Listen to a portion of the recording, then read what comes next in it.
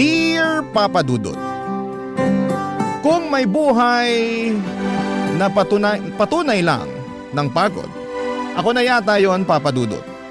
Hindi naman sa binabaliwala ko ang pagod at hirap ng iba, pero dahil kwento ko to ay hayaan nyo na lang din akong makapag-rants. Alam po ninyo, Papa Dudut, ay fan na fan talaga ako ng Barangay Love Stories noon pa man. Avid listener na ako ng programa ninyo since pandemic at talaga namang minamarathon ko po ang bawat kwentong ina-upload ninyo online hanggang ngayon. Tapos ay nangangarap ako na isang araw ay makapagsulat din po ako sa inyong istasyon at mapinin ninyong i-ere sa radyo. At eto na ngayon ang istorya ng buhay ko. Nga pala, tawagin niyo na lamang po ako sa pangalang Asmira. 37 years old, taga Maynila. Magsisimula ang kwento ko 10 taon na ang nakakalipas. Kayod, kabayo at kalabaw ako para maitaguyod ang lola at kapatid kong PWD. At may espesyal na pangangailangan.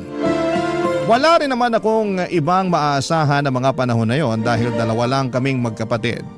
At ako ang panganay, Papa Dudut. Kaya naman kailangan ko talagang magsikap ng husto kahit nakakapagod.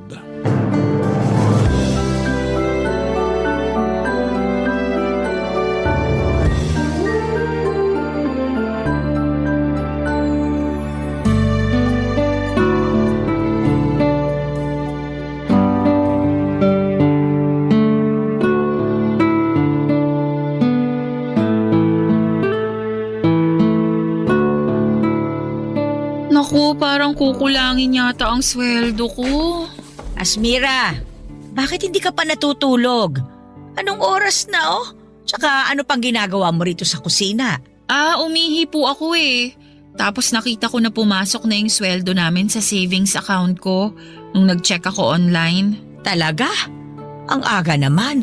Hindi ba bukas pa yung sweldo ninyo? Opo, pero maaga kapag ganitong tumatapat ng Sabado yung sweldo. Wala naman kasing pasok bukas. Ay, oo nga pala. Opo, kaya lang. Kaya lang ano? Ang laki pala ng kaltas ngayong cut-off dahil nag-loan ako. Kaya maliit lang yung sweldo ko. Nagbago pa naman yung bayaran ng kuryente. Sumakto ngayong linggo pa talaga yung due date. Wag mo na munang isipin yan dahil may naitabi naman ako mula dun sa nakaraang bigay mo. Po? Nakapagtabi pa kayo? Oo! Kaya yun na lang muna yung gamitin natin na pambayad ng kuryente. Napansin ko na medyo na late sila magpadala ng bill ngayon, kaya nagbago yung due date. Nagpadala naman sila ng notice sa text pero late na rin naman. Ay naku, hayaan mo na. Huwag mo nang problemahin yon. Pero sigurado po ba kayo na may pera pa kayo? Abay, oo naman. Ayoko lang mawalan kayo lalo na kapag kailangan nyo. Paano ko mawawalan? Sobra-sobra yung ibinibigay mo. Minsan nga napapaisip ako kung may natitira pa sa'yo eh. Meron pa naman po. Baka naman sobra mo nang tinitipid ang sarili mo ha? Alam nyo naman po na matipid talaga ako, 'di ba? Oo nga. Pero kung may bagay kang gustong bilhin, bilhin mo na. Pera mo naman yan Pinagtrabahuhan mo. Pinaghirapan mo. Hindi naman po pwede yung ganun. Lalo kailangan ko kayong isipin ng kapatid ko. Saka mahirap yung basta-basta na lang akong bumibili ng gusto ko. Paano kung kailangan natin tas wala akong mahuhugot? Ang akin lang naman, huwag mo masyadong ipagdamot sa sarili mo yung mga bagay na pwede mo namang bilhin sa perang pinaghirapan mo. Tsaka katulad ng sinabi ko, may natatabi naman ako. Nagbibigay din naman ng ibang mga anak ko Kaya ayos lang na hindi mo ako palaging bigyan. Ikaw na nga nagbabayad sa lahat ng bills natin dito sa bahay Ikaw din bumibili ng bigas at saka nag-grocery. Wala naman po sa akin yun. Ang gusto ko, mabigyan kayo ng maginhawang buhay ng kapatid ko. Palagi ko kayong iniisip at kasama kayo lagi sa mga plano ko sa buhay. Kaya nga nagpapasalamat ako sa iyo ng husto kasi hindi ka nagsasawa na palagi kaming isama sa mga plano mo sa buhay. Ako po ang dapat magpasalamat dahil sa pag-aalaga ninyo sa kapatid ko. Hindi ko alam ang gagawin kung wala kayo. Sigurado mahihirapan akong magtrabaho kasi wala akong mapag-iiwanan sa kanya. Ay naku, wala yon. Apo ko naman yun eh. At saka pareho ko kayong mahal. Kumusta po pala yung kapatid ko ngayong araw? Di naman po ba naging makulit? Ay nako, nagwala nga kaninang tanghali. Kasi nagulat doon sa kapitbahay nating nagpatugtog ng ubod ng lakas. Natutulog kasi, kaya ayun, sinumpong paggising. Hindi ko nga kagad napakalma, iyak ng iyak, tapos naninipa pa. Hala, nasipa po ba kayo, Lola? Oo, pero hindi naman masyadong malakas. Grabe naman. Nagulat kasi siya eh. Ako nga rin nagulat. Patulog na rin ako noon kasi katatapos lang namin kumain. Kasalanan ng kapitbahay natin. Pero alangan namang sisihin ko sila, hindi ba? Birthday kasi nung isang anak, kaya nagkantahan. Kaya lang, ewan ko ba naman sa ibang mga tao, walang pakundangan kung mag-ingay. Akala yata sa bundok sila nakatira ng 1 kilometro pagitan sa mga kapitbahay eh. Parang kilala ko na kung sino sa mga kapitbahay natin yang maingay. O sino pa nga ba? Di pinabarangay natin kamakailan lang. Ay, grabe po talaga. Pero paano nyo napatahan yung kapatid ko? Yun, binigay ko yung teddy bear na binili mo sa kanya. Ang sabi ko, kapag hindi niya yun inalagaan kasi panay ang iyak niya, ay iiyak din yun. Awa naman ng Diyos tumigil sa kaiiyak yung kapatid mo. Tapos nakita ko na lang na yakap-yakap niya yung teddy bear. Mahal na mahal niya yun kasi bigay mo. Ay, pero apo, gabi na, matulog ka na. Bukas na lang tayo magkwentuhan. Tutal, wala ka namang pasok eh. Opo, salamat po ulit sa walang sawang pag-aalaga sa kapatid ko ha. At sa akin na rin, Lola. Ay, wala iyon. Pareho ko kayong mahala po.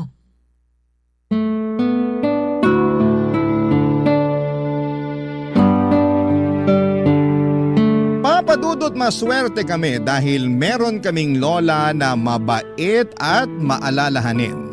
Siya na ang tumayong nanay sa aming magkapatid nung naulila kami. Wala na kami mga magulang, parehong namatay sa sakit noong 16 years old pa lamang ako. Bale, pinaluwas kami ng lola namin na taga Maynila mula sa Abra para tumira kasama niya. Nanay siya ng mama namin na sinusuportahan na lamang ng iba niyang mga anak. Sakto dahil mag-isa na lamang si Lola sa bahay nila matapos mamatay ni Lolo ng mga panahong yon.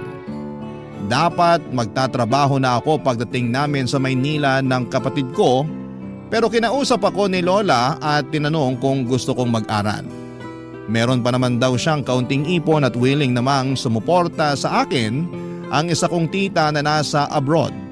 Kaya naman sinunggaban ko na ang opportunity at kumuha ako ng kursong may kinalaman sa business na natapos ko naman. Fast forward, meron akong long-time boyfriend na mga panahong yon.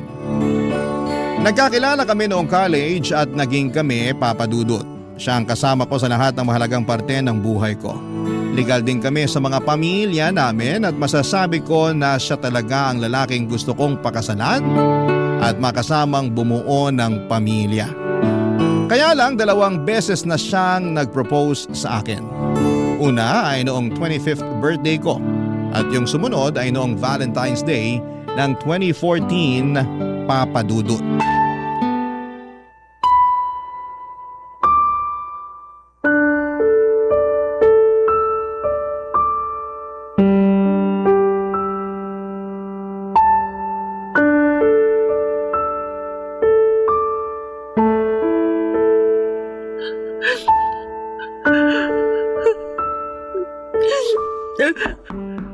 Asmira, pwede ba akong pumasok? Opo, bukas po yung pinto. Ikaw pala yung naririnig kong umiiyak pagdaan ko sa pinto ng kwarto mo. Akala ko kasi guni-guni lang yun eh. Pero pinakinggan kong mabuti bago ako kumatok. Hindi naman po ako umiiyak. Napuwing lang po ako. Lokohin mo na lahat, wag lang ako. Baka nakakalimutan mo na ako na halos ang nagpalaki sa inyo ng kapatid mo. Kilalang kilala ko na kayo. Lalo ka na. Kaya magsabi ka sa akin. May nangyari ba kaya ka umiiyak? Teka, trabaho ba yan? Hindi po sa trabaho. Ay, saan nga? Baka makatulong ako. Pwede kitang mapayuhan. Salamat, Paul, ah. Pero hindi ko na talaga alam yung gagawin. Ay, naku naman. Sabihin mo na sa akin. Para naman alam ko. Kinakabahan ako sa iyo eh. Kalma lang po kayo. Paano ba kung kakalma? Lola mo ako. Sorry po. Nahihiya lang kasi ako sa inyo. O siya, ano ba kasi yun? Apo, sabihin mo na sa akin. Tungkol po sa amin ng boyfriend ko. Oh, ano nangyari sa inyo? Nakipaghiwalay na po ako sa kanya. Anong sabi mo? Ang tagal-tagal nyo na hindi ba? Opo. Pero tingin ko, kailangan na namin maghiwalay. Dahil hindi ko naman kayang ibigay yung kasal na gusto niya. Di ba? 2 beses na siyang nag-propose sa akin. Oo nga, naikwento mo nga sa akin yun. Kailan ka nga niya ulit niyaya? Nung birthday ko sa Valentine's Day last year. Pero ang sabi mo, ayos lang naman sa kanya, hindi ba? Opo. Kaya lang nagigilty ako noon. Alam ko na gustong gusto na niyang magpakasal kami kasi yun na lang talaga ang kulang eh. Pangarap niya na magkaanak na kami at bumuo ng pamilya. Pero ako po yung hindi pa handa. Paanong hindi pa handa? Nasa tamang edad ka na naman para mag-asawa. Ayoko pa pong magpakasal kami kasi mahahati yung atensyon ko sa pag-aalaga at pagtataguyod sa inyo ng kapatid ko. Ayaw pa naman niyang tumira kami rito pag nagpakasal kami kasi gusto niya doon na raw sa bahay na iririgalo sa kanya ng parents niya. Kinausap ko siya na hindi pa ako handa. Sabi niya naiintindihan niya, lalo na alam naman niya ang sitwasyon natin. Saka kilala niya kayo ng kapatid ko, kaya tiwala akong maiintindihan niya. Kaya lang kanina, inopen niya uli yung naiinggit siya sa katrabaho niya na may anak na raw at nakaschedule na yung binyag. Sakto, kinuha siyang ninong. Tapos tinanong niya kung hanggang kailan ba daw siya maghihintay na maging handa ako para magpakasal sa kanya. Hindi ko siya nasagot. Tapos doon na kami nagtalo. Marami siyang sinabing masakit sa akin. Pinapili niya pa ako kung kayo ng kapatid ko o siya.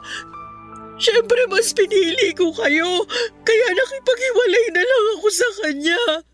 Ay, grabe naman yung pinapili ka niya.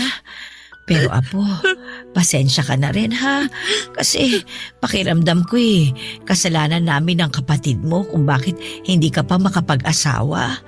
Masyado ka kasing nakatali sa amin at sa mga responsibilidad mo sa pamilya natin. Wala po kayong kasalanan. Pinili ko kayo kasi pamilya ko kayo at mahal ko kayo. Nalulungkot lang ako dahil akala ko naiintindihan niya ako.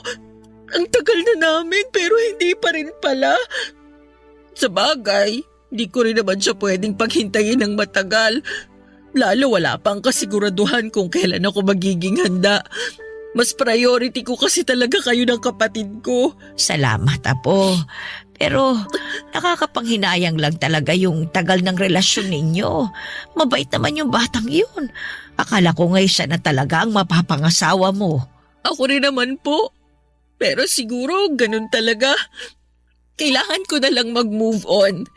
At least, hindi na siya maiinip sa paghihintay sa akin. Ay, kaya nga lang. Hindi ko pa rin talaga mapigilang hindi malungkot. Kung nalulungkot kayo kasi mas pinili ko kayo ng kapatid ko kaysa sa kanya, wag na po. Sinasabi ko sa inyo na sa ngayon, hindi ko talaga priority ang pag-aasawa. Saka Lola, kung talagang mahal ka, hindi ka pa pipiliin, di ba? Kaya naisip ko na, baka sayang na nga yun para maghiwalay kami. Oo, mahal ko pa rin siya. Pero hindi sapat yung pagmamahal na yun para manatili pa kami sa relasyon. Hayaan nyo na, makaka-move on din naman po ako.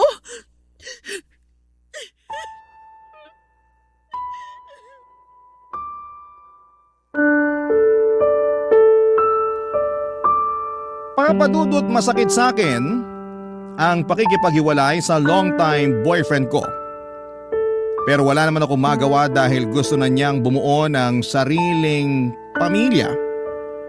At yon ang bagay na hindi ko pa maibigay sa kanya ng mga panahong yon. Mahal ko siya at siya na ang nakikita kong tao na makakasama ko hanggang pagtanda namin. Pero hindi pa ako handang iwanan at bitawan ng responsibilidad ko sa lola ko at sa nakababata kong kapatid. Kaya naman pinalaya ko na lang siya kahit masakit sa akin, Papa Dudut. Parang pinagpira-piraso ang puso ko ng mga panahong yon. Pero ayoko rin namang itali sa akin at patuloy na paasahin kung kailan ako magiging handa na bumukod kasama siya. Sobrang lungkot ko lamang noon pero umasa ako at nananalig sa Diyos na kung pagkakalooban niya ako ng panibagong tao na mamahalin ay sana'y matanggap nito ang responsibilidad na hindi ko mabitawan sa aking pamilya, Papa Dudut. Barangay Love Stories. Barangay Love Stories. Papa Dudut, alam ng Diyos na gusto kong makapag-asawa at magkaanak. Pangarap ko na yon simula nagdalaga ako at yung bang balang araw ay makakakilala ako ng isang lalaki na mamahalin ako at pakakasalan. Kahit na hindi masyadong mayaman pero masipag, mapagmahal at mabuting padre de pamilya, ay ayos na po sa akin. Kaya lang dahil sa paghihiwalay namin ng long-time boyfriend ko, aminado akong nagduda ako sa aking sarili kung may chance ba akong makapag-asawa at matupad ang pangarap kong magkapamilya. Pero 6 na buwan pagkalipas ng breakup namin ng ex ko ay meron akong nakilalang lalaki online. Nag-click kami at hindi nagtagal ay nagkita ng personal. Call center agent siya na nagtatrabaho sa Ortigas, Papa Dudut. Guwapo at katulad kong single na naghahanap ng bagong pag-ibig. Pagkatapos ng una naming pagkikita, sinabi niya sa akin na gusto niya akong ligawan. Bagay na pinayagan ko naman. 1 buwan na niya akong nililigawan nang magdesisyon akong isama siya sa bahay namin para ipakilala sa lola at kapatid ko. Okay naman yung naging pagkikita nila, kaya lang makalipas ang 1 araw ay mayroon pong nangyari, Papa Dudut.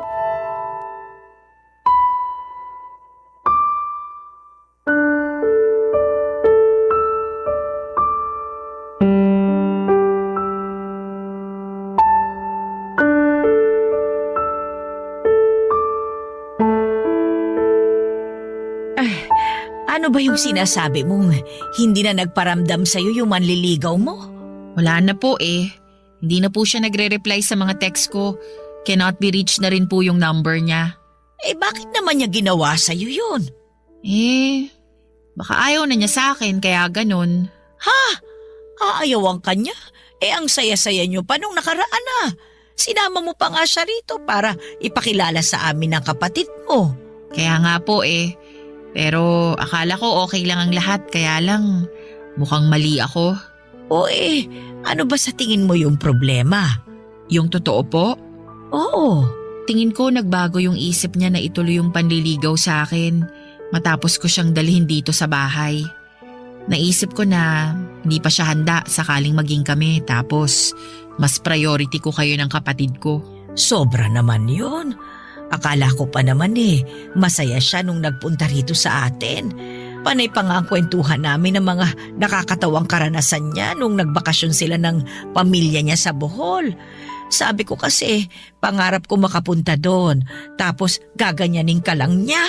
Hindi pa naman po ako sigurado kasi bigla na lang siyang nawala. Sa lagay para pala siyang multo. Ganun na nga po. Nakakainis naman yung batang yun. Pero feeling ko nagulat din siya sa kapatid ko nun. Bakit? Hindi ba niya alam na may kapatid kang may espesyal na pangangailangan? Alam naman po kasi kinukwento ko naman sa kanya. Kaya lang, iba pa rin po pag personal na. Akala ko pa naman seryoso siya sa'yo. Na siya na yung susunod mo magiging boyfriend. Ang buhay talaga, oo. May mga tao talaga na sa salita lang magaling. Yun nga la eh.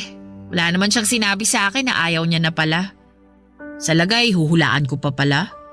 Sakit nun ah. Patunay lang yan na hindi siya ang lalaki para sa'yo. Kaya lang nahulog na po ako sa kanya. Kahit paano naging masaya ako sa isang buwan naming pag-uusap. Naramdaman ko na mahalaga ako sa kanya nung niligawan niya ako. Ganyan naman talaga ang mga lalaki eh. Ipaparamdam nila sa iyo na mahalaga ka sa kanila hanggang makuha nila yung matamis mong oo. Pero hindi lahat nananatiling ganun yung trato sa iyo pag nagtagal. Ang iba sa kanila nagbabago kasi nagiging kampante na dahil nakuha ka na nila. Dapat sa mga ganyang lalaki hindi iniiyakan ng matagal. Mga bahagang buntot. Parang nawawala na po ako ng pag-asa na makakakilala ng lalaking seseryoso sa akin. Naniniwala naman ako na merong darating. Pagod na rin po kasi akong maghanap. Huwag ka na munang maghanap, Apo. Hayaan mo lang na ang kapalaran ang kumilos. Naniniwala ako na kung para sa iyo ibibigay sa iyo. Tingnan mo nga kami ng lolo mo nung nabubuhay pa siya. Hindi ko yan gusto. Ayaw ko nga dyan kasi nuknuka ng yabang. Yung pala siya yung lalaking nakatadhana na mapangasawa ko. Sa tinagal-tagal ng panahon, nakita ko na hindi naman pala mayabang ang lolo mong yun. Mabait siya, mapagmahal at maalalahanin. Hindi nga lang kagwapuhan pero pwede na. Lola naman Nagsasabi lang naman ako ng totoo. Sige po kayo, baka biglang magmulto si Lolo. Sabi niyo nun, gustong-gusto niya palagi na sinasabihan ng gwapo. Ay siya lang ba? Akala ko lahat ng mga lalaki gwapong-gwapo sa sarili. Grabe kayo. Biro lang. Tsaka biro lang din naman yung hindi kagwapuhan yung lolo mo. Kasi para sa akin, siya na yung pinakagwapo sa lahat. Totoo rin naman po. Kaya nga, nalungkot din talaga ako nung namatay siya Pero mabuti na lamang at dumating kayo ng kapatid mo sa buhay ko. Sabi ko nga sa sarili ko, hindi pa rin ako hahayaan ng Panginoon na maging mag-isa. Hindi po kayo mag-iisa hanggat nandito ako at ang kapatid ko. Pangako ko po yan la. Pero hindi naman kita pinagbabawalang mag-asawa ha? Hindi ka na rin naman bumabata. Ilang taong ka na nga ba? Ay, wala pong tanungan ng edad. Hindi naman halata, Apo. Mukha ka pa rin namang 16 anyos. Bulero ka, Lola. Hindi bintangera. Pero seryoso po. Salamat po kasi nandyan kayo para may makausap ako. Lalo na sa mga ganitong pagkakataon. Kahit na malungkot yung nangyari sa naunsyami kong love life, masaya naman ako dahil kasama ko pa rin ang pamilya ko. Para sa akin, kayo po ang mas mahalaga.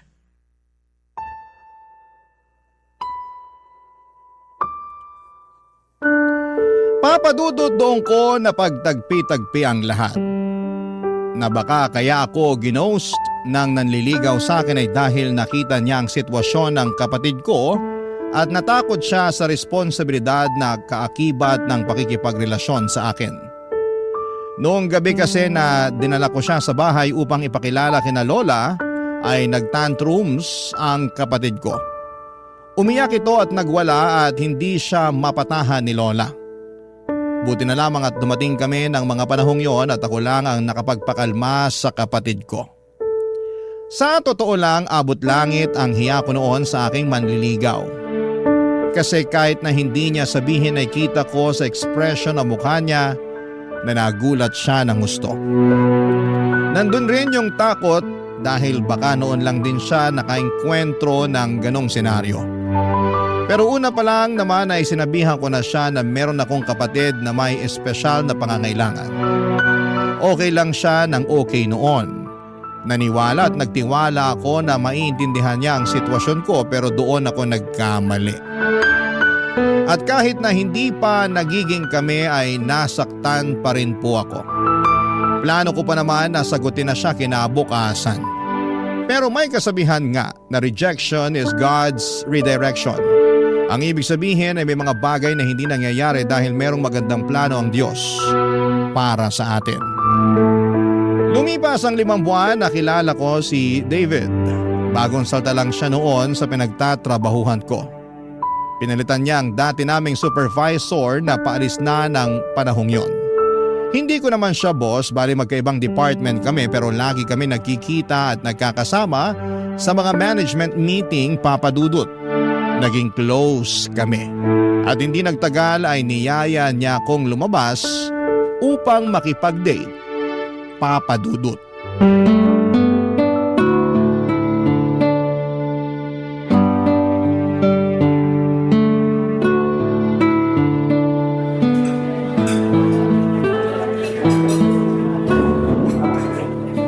Naku, ang sosyal naman dito sa restaurant na pinagdalhan mo sa akin, David.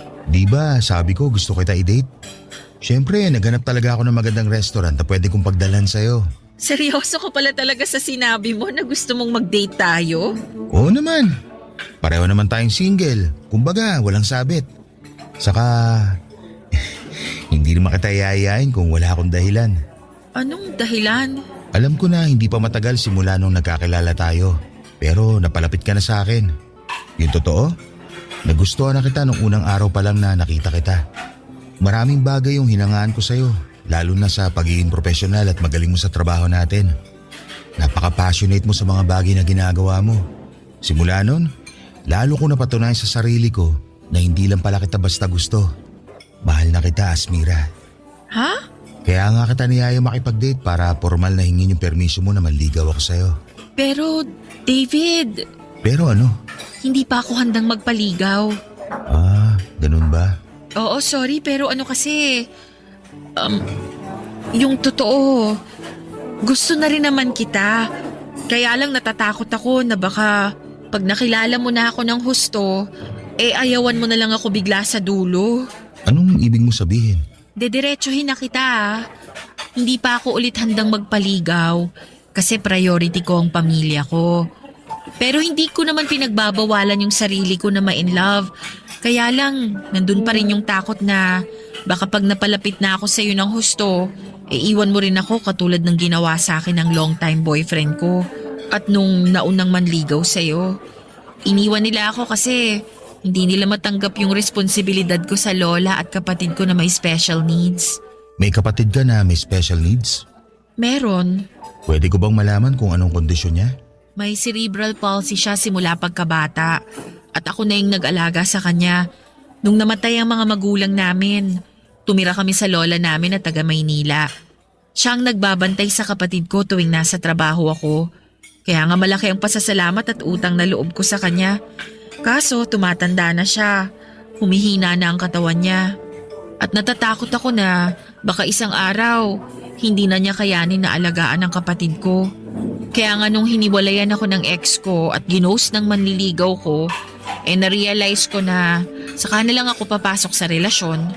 Unfair din naman kasi nabigyan ko sila ng responsibilidad sa pamilya na hindi ko mabitawan. Kaya sorry talaga kung hindi ko matatanggap yung panliligaw mo. Ngayon, mas naiintindihan ko na yung pinanggagalingan mo. Mahirap magkaroon ng responsibilidad na ganyan kabigat. Oo, pero hindi naman ako nagrereklamo kasi mahal ko yung kapatid at lola ko. Sa totoo lang, inspirasyon ko yung kapatid ko kung bakit ako nagsisikap sa buhay. Gusto kong magtrabaho ng magtrabaho para may pampagamot ako sa kanya. Gusto ko rin mag-ipon ng pera para pagdating ng araw, hindi kami mahirapan ni Lola sa pag-aalaga sa kanya. Plano ko kasing kumuha ng private nurse na titingin sa kanila ni Lola. Naniniwala ako na matutupad mo ang mga pangarap mo. Ngayon pa lang, sobra mo na ako napabilib. Salamat, David. Pasensya ka na ulit kung nireject kita ha. Ayos lang naman. At least, naging honest ka kaya magiging honest ulit ako sa'yo. Ano yun? Anong ibig mong sabihin? Hindi nawala yung nararamdaman ko para sa'yo. Dahil sa mga sinabi mo sa akin, mas lalo lang kitang minahal. Alam ko na hindi ka pa handa na tumanggap ng bagong pag-ibig sa ngayon. Pero handa naman ako maghintay na dumating yung araw na yon. Pero baka mapagod ka. Saka ayoko naman na sa akin lang umiikot ang mundo mo.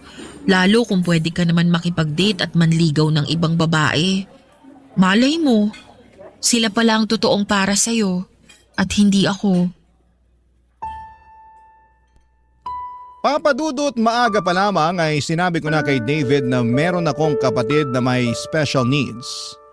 At medyo challenging itong i-handle lalo na tumatanda na rin ang lola namin. Isa yon sa dahilan kung bakit hindi pa ako handang mag-asawa. Kapag bumukod na kasi ako at bumuo ng sariling pamilya kasama ang asawa ko, ay maiiwan ang kapatid ko sa lola namin. Naging open ako kay David tungkol sa estado at disposisyon ko para hindi na siya umasa na maibabalik ko ang pagmamahal niya. Sa totoo lang, nalungkot ako, Papa Dudut, dahil napalapit na rin sa akin si David. Mabait kasi siya, masayang kasama at gentleman. Kaya lang, ayoko namang hayaan ang sarili ko na mahulog sa kanya ng husto. Tapos sa dulo ay iiwanan niya lamang ako katulad ng ginawa sa akin ng ex-boyfriend ko at manliligaw ko noon. Papa Dudut, ayoko na ulit masaktan. Kaya naman nag-focus na lamang ako sa pagtataguyod ng aking sarili at ng aking pamilya. Sila ang mahal ko at sa kanila ako dapat na mag-focus, Papa Dudut. Barangay Love Stories. Barangay Love Stories. Papa Dudut, Valentine's Day ng 2016 ang dalhan ako ni David ng isang malaking bouquet ng red roses. Gulat na gulat ako dahil wala naman akong inaasahan sa kanya ng mga panahong yon. Nagkasundo na lamang kasi kami na maging magkaibigan lalo na at hindi pa ako handang magkaroon ng panibagong karelasyon. Tinanggap ko na lamang na baka hindi na ako makapag-asawa pero pinangako ko naman sa sarili ko na bibigyan ko ng maganda at komportabling buhay ang lola at kapatid ko. In fact, pinag-iisipan ko na nga na mag-abroad noon. Kaya lang nagbago ang lahat matapos akong bigyan ni David ng mga bulaklak. Sa sulat na kasama noon, nakasaad na gusto niya akong makadate. Pumayag ako at kinagabihan ay pumunta kami sa isang restaurant sa Quezon City na noong ko lang napuntahan sa tanang buhay ko. Pagkaupo namin sa pinareserve niyang mesa ay nag-thank you sa akin si David dahil pumayag ako makipag-date sa kanya. Sa isip ko ay date lang naman, wala namang masama doon. Pero alam ko naman na niloloko ko lang ang sarili ko na higit pa talaga sa pagkakaibigan ng nararamdaman ng dalawang tao na lumalabas during Valentine's Day. Pero hinayaan ko na lang at in-enjoy ang bawat sandali. At bago niya ako ihatid sa amin ay sinabi niya na hindi niya raw ako kayang maging kaibigan lang. Na naintindihan niya ang responsibilidad ko sa pamilya ko at handa siyang tulungan ako lalo na sa pag-aalaga sa aking kapatid. Kung hindi niyo na itatanong, may pamangkin si David na meron ding espesyal na pangangailangan. Anak yon ang kaisa-isa niyang ate at siya ang nag-alaga rito simula pagkabata. Kaya naman pamilyar si David sa pag-handle sa mga ganong klase ng sitwasyon. Pero hindi pa rin ako kumbinsido kaya pinapunta ko siya sa bahay kinabukasan upang ipakilala sa lola at kapatid ko. At doon ko nakita na nagsasabi siya ng totoo. Dahil bukod sa akin ay siya lang ang nakapagpaamo sa kapatid ko noong sinumpong ito at ayaw tumigil sa pag-iyak. Kung hindi naman sinusumpong ang kapatid ko ay magkasundo sila ni David, Papa Dudut. Unti-unti ay lalo akong nahulog sa kanya hanggang sa pumayag na akong magpaligaw. 1.5 buwan ang nagdaan nang sagutin ko si David. Naging kami at sa loob ng 1 taon naming magkarelasyon ay masasabi ko na mapalad ako dahil dumating siya sa buhay ko. Nangako si David na kahit mag-asawa na kami ay hindi namin kakalimutan ang responsibilidad ko sa aking kapatid. In fact, napagkasunduan namin na sa bahay pa rin ni Lola tumira. Kaya noong June 2017 ay nag-propose ng kasal sa akin si David. Bagay na hindi ko na tinutulan. Sa susunod na taon ng 2018 ang plano naming pag-iisang dibdib, kaya lang makaraan ng 2 buwan simula nang ma-engage kami ay mayroong nangyari na kapwa namin hindi inaasahan. At yon ay nung nagkasakit ng malubha ang kapatid ko na sa huli ay hindi kinaya ng mahina niyang katawan. Papa Dudut, tuluyan ang kinuha sa akin ang pinakamamahal kong kapatid na siyang angkla ko sa buhay na ito.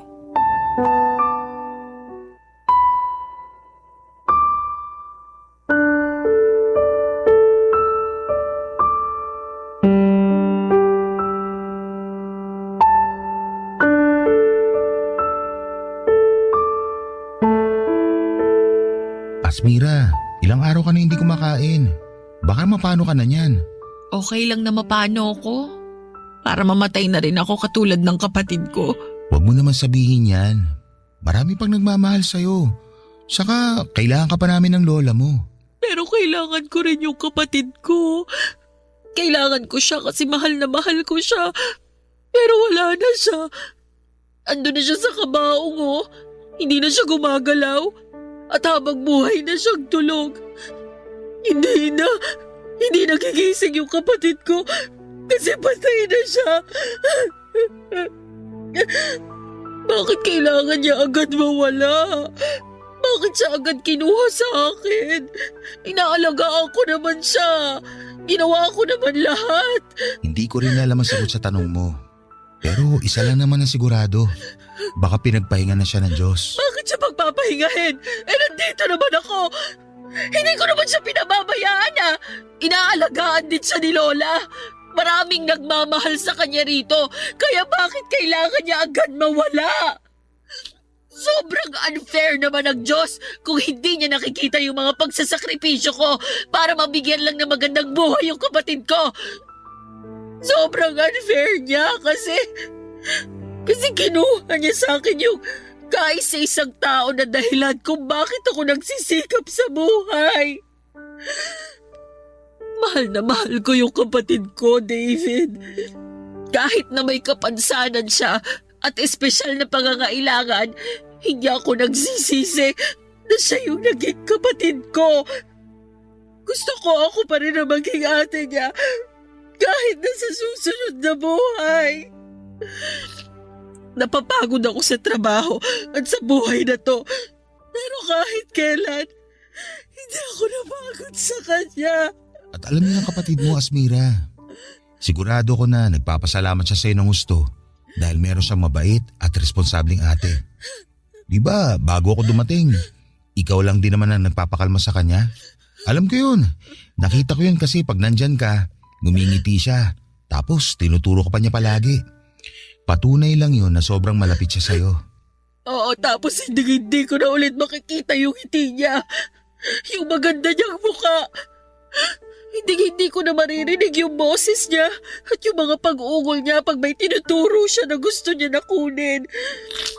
Pati yung tawa niya pag masaya siya. Lahat yun, kasama na niyang malilibig. Hindi ko na makikita ang kapatid ko dahil wala na siya sa piling namin ni Lola habang buhay. Naniniwala ako na kahit hindi na natin siya kasama sa buhay na to, mananatili pa rin siyang buhay sa mga puso natin. Alam mo, kahit na sandali pa lang kami nagkakasama ng kapatid mo, naging malapit na rin siya sa akin. Napamahal na ako sa kanya kaya nga sobrang sakit din sa akin itong biglang pagkawala niya. Pero alam ko, naniniwala ako, nakasama pa rin natin siya anumang mangyari. Hindi nga lang natin siya nakikita, pero hindi naman talaga siya nawala. Iisipin ko na lang na nakapagpahinga na siya sa piling ng Diyos.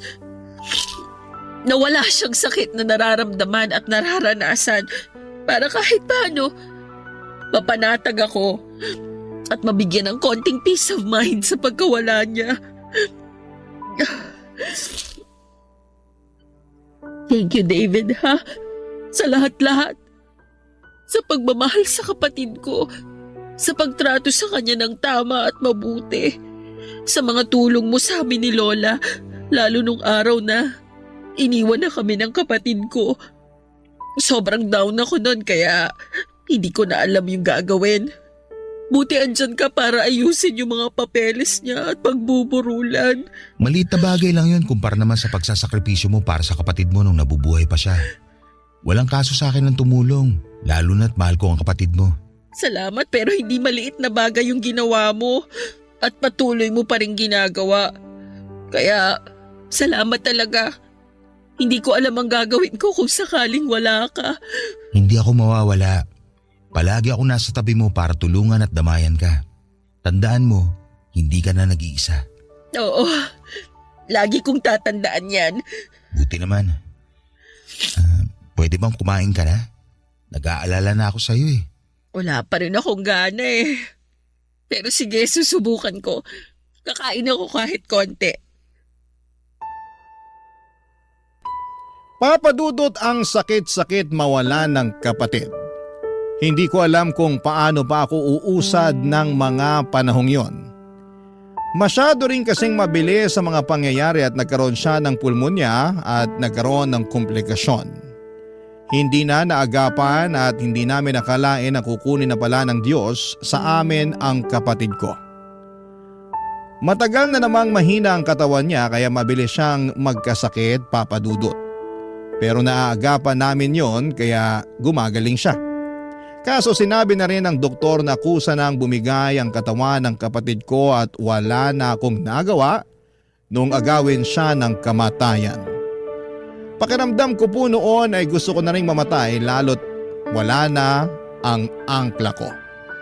Sa totoo lang kahit minsan ay nakakaramdam ako ng pagod sa pag-aalaga at pagtataguyod sa kapatid ko ay mahal na mahal ko pa rin siya. Siya ang inspirasyon ko at dahilan para magpatuloy sa buhay. At nung nawala siya, pakiramdam ko ay nawala na ako ng direksyon sa buhay at pag-asa na makakausad pa. Pero buti na lamang at nandyan sina Lola at David. Naging sandalan ko sila sa oras na nangihina ko gawa ng pagkamatay ng kapatid ko. At kapag gusto ko nang bumigay, yung pagmamahal ni David ang nagsisilbi kong lakas, Papadudot. Sa pagpapatuloy ng aming relasyon ay natuloy pa rin ang kasal namin ni David noong 2018 at tumira kami sa bahay ni Lola at nangako na aalagaan siya. Hindi nagtagal ay nabuntis ako. Masayang masaya kami ni David dahil magiging magulang na kami. Kapwa excited kami at kabado na rin, kaya lang habang ipinagbubuntis ko ang panganay namin ay muli kaming sinubok ng kapalaran. Matapos matuklasan sa isang masusing pagsusuri na mayroong Down syndrome ang magiging anak namin, Papadudot.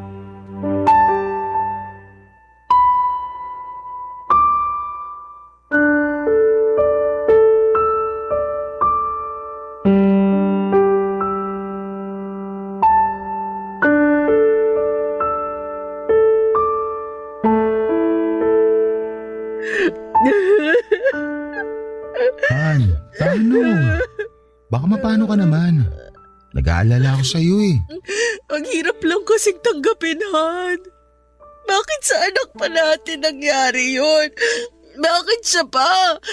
Iniingatan ko naman siya eh. Pero bakit? Hindi ko rin alam pero alam ko iniingatan mo siya. Siguro ganun talaga. Tingin mo, pinarurusahan tayo ng Diyos? Kaya binigyan niya tayo ng anak na may espesyal na pangangailangan? Hindi ah. Hindi. Pero bakit nga kasi yung anak pa natin? Ewan ko Han. Pero naniniwala ako na walang bata ang deserve na makatanggap ng ganong sakit. Oo, kasi alam kong mahirap dahil napagdaanan na yun ng kapatid ko at ng pamangkin mo. Natatakot lang ako para sa anak natin. Lalo na't hindi na magiging normal sa kanya ang lahat. Simula pa lang sa araw na isilang siya sa mundong to. Natatakot din naman ako pero kailangan pa rin nating tatagan ang loob natin. Hindi pwede na tayo mga magulang niya ang unang-unang panghihinaan. Hindi kawawang anak natin dahil may espesyal siyang pangangailangan. Magiging kawawa lang siya pag pinabayaan natin siya. Tama ka. Totoo lahat ng mga sinabi mo. Pasensya ka na sa akin. Hindi ko naman intensyon na maapekto ng husto sa nalaman natin eh. Naiintindihan ko yung takot mo bilang nanay. Takot din naman ako pero kung hahayaan natin na kainin tayo ng takot na yun, hindi natin maibibigay yung best natin bilang magulang sa magiging anak natin. May dahilan kung bakit pareho tayo nagkaroon ng karanasan sa pag-aalaga na may mga special na pangangailangan. Ikaw sa kapatid mo at ako naman sa pamangking ko. At ngayon na special din na magiging baby natin, sigurado ko na hindi na tayo mahihirapan. Kung mahirapan man, napag-aaralan naman ang lahat eh. Basta tutukan lang natin si baby at huwag pabayaan. Kahit na anong mangyari, anak natin siya at mahal natin siya. Oo, anak natin siya at mahal natin siya. Hindi yun magbabago kahit na ano pang itsura niya. Ganun na nga. Saka hiniling natin siya sa Diyos. At ngayon binigay niya na sa atin yung panalangin natin. Dapat masaya tayo, hindi ba? Masaya naman ako, pero hindi ko lang napigilan yung bugso ng damdamin ko. Alam ko kasi yung hirap at pagod sa pag-aalaga ng bata na may espesyal na pangangailangan. Oo, pero hindi ka naman mag-iisa sa pag-aalaga sa anak natin. Andito ako. Andyan si Lola. Tutulungan ka namin, Han. Kung noon mas nakakapagod dahil kailang dalawa ni Lola nag-alaga sa kapatid mo. Pero ngayon kasama niyo na ako. Sisiguraduhin ko na magiging mabuting padre de pamilya ako para sa inyo ng anak natin. Mamahalin ko kayo at aalagaan sa abot na makakaya ko. Hindi naman ang sinumpaan ko sa altar nung kinasal tayo, hindi ba? Naniniwala ako na hindi tayo bibigyan ng Diyos ng pagsubok na hindi natin malalagpasan. Magtiwala lang tayo at maniwala na magiging maayos ang lahat. Salamat, kasi gumaan ng husto yung loob ko. Sobrang bigat kasi ng pakiramdam ko nung sinabi ng OB natin yung kondisyon ng magiging anak natin. Bumigat din naman yung pakiramdam ko. Nalungkot ako at napatanong sa Diyos. Pero habang nasa biyahe tayo kanina, narealize ko na mas kailangan tayo ng anak natin kaysa habang buhay na isipin kung bakit sa dinami-rami ng mga masamang tao sa mundo, siya pa talaga yung binigyan ng ganong sakit. Kaya unti-unti tinanggap ko na espesyal na ang anak natin simula pa lang. Alam mo ba, nung sinabi mo sa akin na buntis ka, mas lalo lang siya naging espesyal para sa akin. Kaya hindi na importante magiging kalagayan niya paglabas niya sa sinapupunan mo. Basta, kahit na anong mangyari, hindi ko kayo pababayaan ng anak natin. Kahit na wala pa yung anak natin, hindi mo naman kami pinabayaan ni Lola. Thankful kami kasi dumating ka sa buhay namin. Thankful ako lalo dahil naging asawa kita. Salamat talaga, Han. Walang anuman yun. Thankful din naman ako kasi naging asawa kita. Kaya huwag ka na masyado malungkot ha. Kakayanin natin to. Kakayanin natin. Basta magkasama tayo.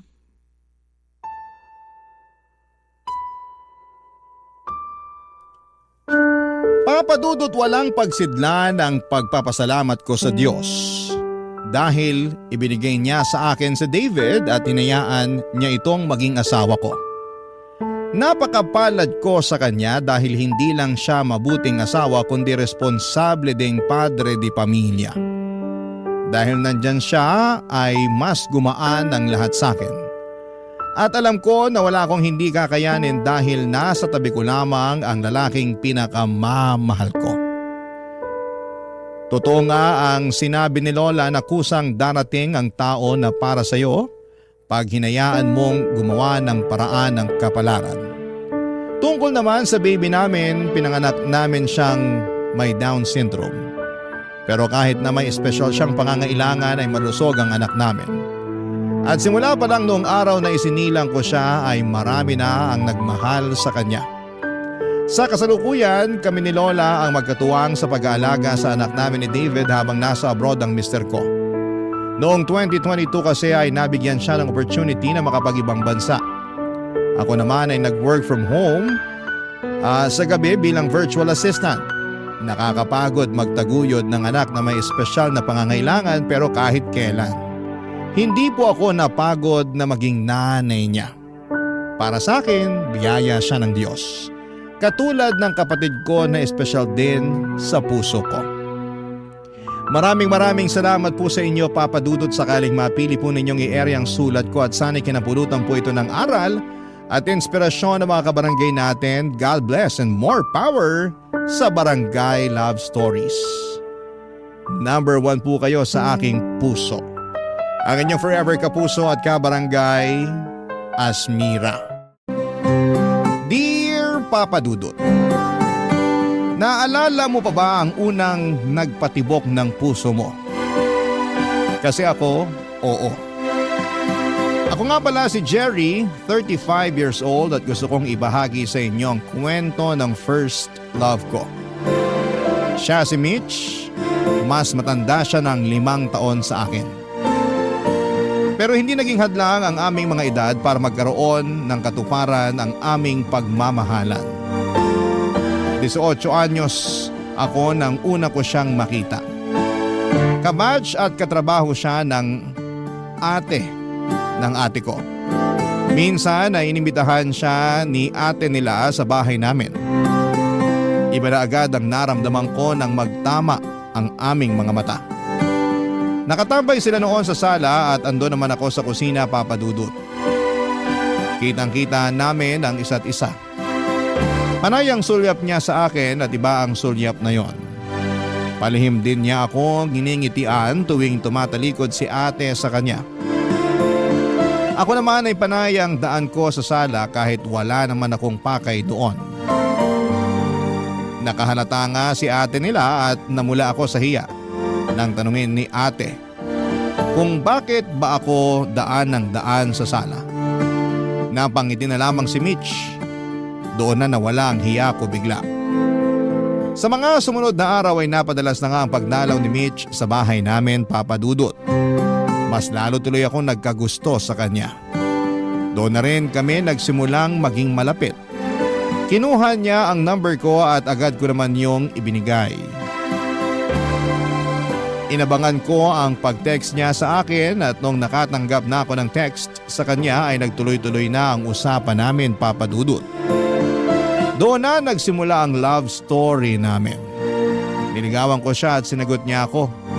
Nilihim namin yon noong una dahil hindi namin alam kung paano ipapaliwanag kay ate nila na kami na. Nahuli lamang kami nang mabasa ng ate nila ang love letters na pinapadala sa akin ni Mitch. At ang mga love letter na yon ay tinago ko pa rin kahit na nagkahiwalay na kami at kahit na lumipas na ang ilang taon. Nasa kwarto nga ako at naglilinis nang makita ko ang isang maliit na karton na nasa pinakatagong at pinakailalim ng cabinet ko. Doon nakatago ang mga love letter ni Mitch sa akin noong araw. Binasa ko ang mga yon at muli na naman akong nahuli ni ate nila na nakangiti habang hawak-hawak ang mga yon, Papa Dudut.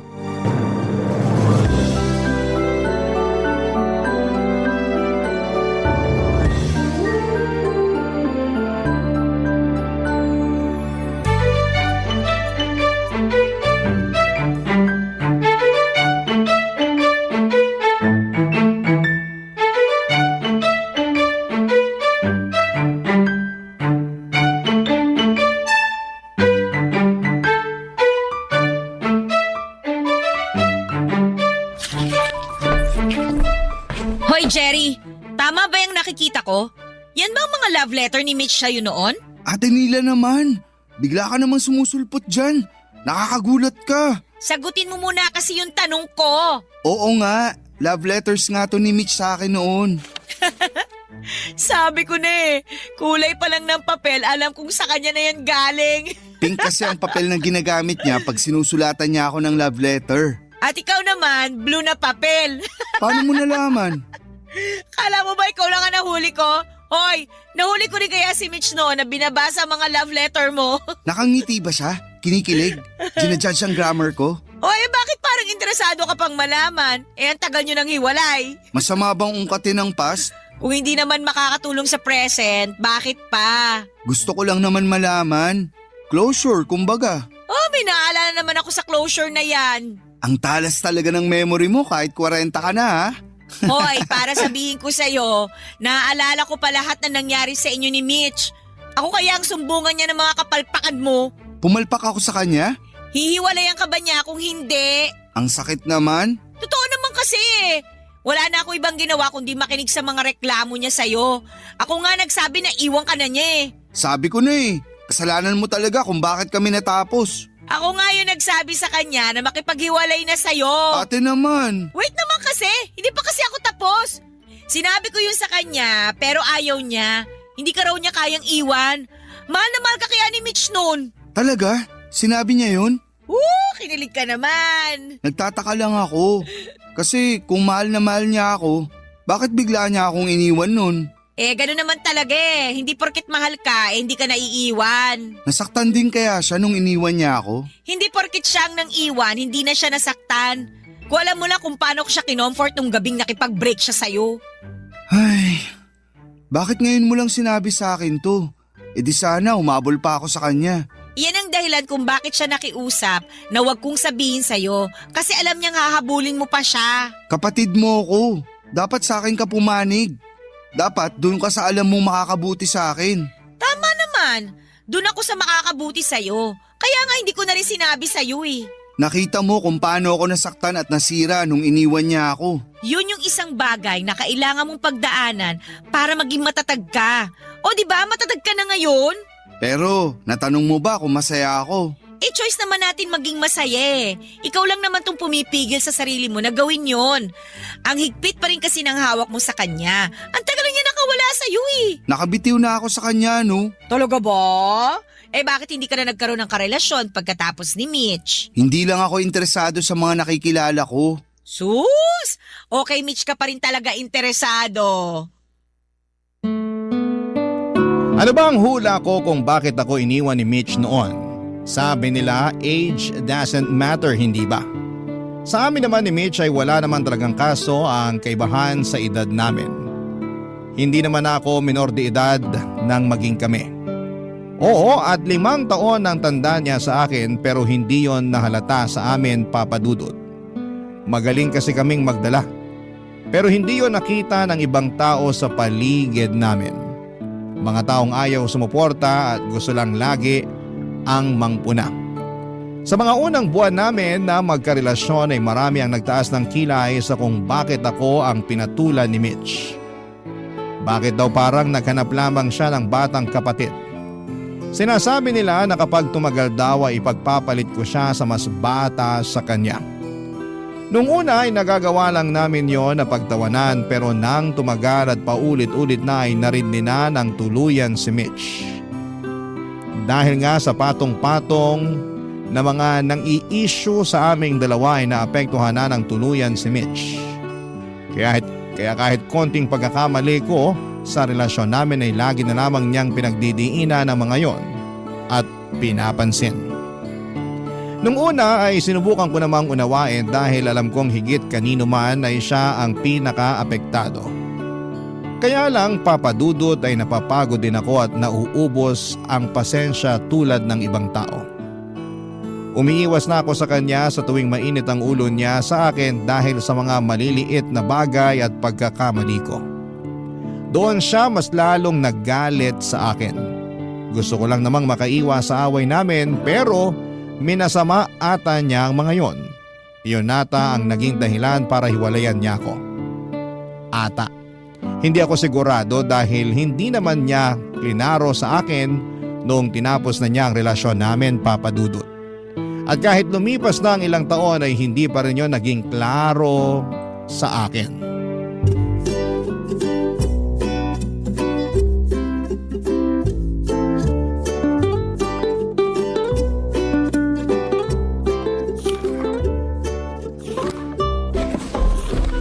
Hoy, Ate Nila, bakit mo binubuklat yung yearbook mo ng high school? Masama ba? Ikaw nga binuklat mo yung mga love letter ni Mitch sa'yo eh. Ginudge ba kita? Oo kaya, Di sorry. Ikaw kasi, na-curious ako bigla sa past. Napahanap tuloy ako sa yearbook ko. dami mo sigurong naaalalang memories, no? Ilang libo ka mo. Para akong bumalik sa pagkabata eh. Bigla ako naalala yung ex mo. Patingin nga ng picture niya. Si Ramon? Ay naku, wala na rito, ginupit ko na. Walang lugar ang mga manloloko sa yearbook ko, no? Bitter ka pa rin ba? Ilang taon na rin naman. Patawarin mo na. Tanungin kita, kapag nalaman mo bang niloko ka ni Mitch noon, mapapatawad mo ba siya? Teka, niloko ba niya ako? Hypothetical question lang naman kasi, ano ba? Hindi nga. Niloko ba niya ako? Kaya ba niya ako iniwan? Ay, Hindi kanya niloko, no? Seryoso siya nun sa'yo.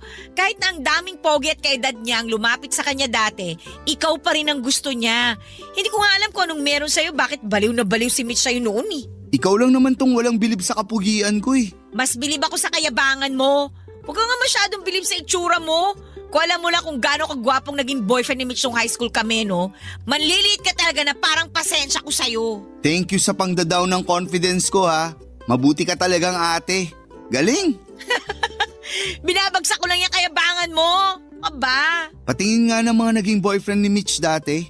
Ako ang huhusga. wag na. Baka lalo ka lang manliit. Patingin na, dali. Ah, sige, gusto mo talaga ha? Oh, sige. Oh, ito, nakikita mo tong tisoy na to. Valedictoria namin nung high school to.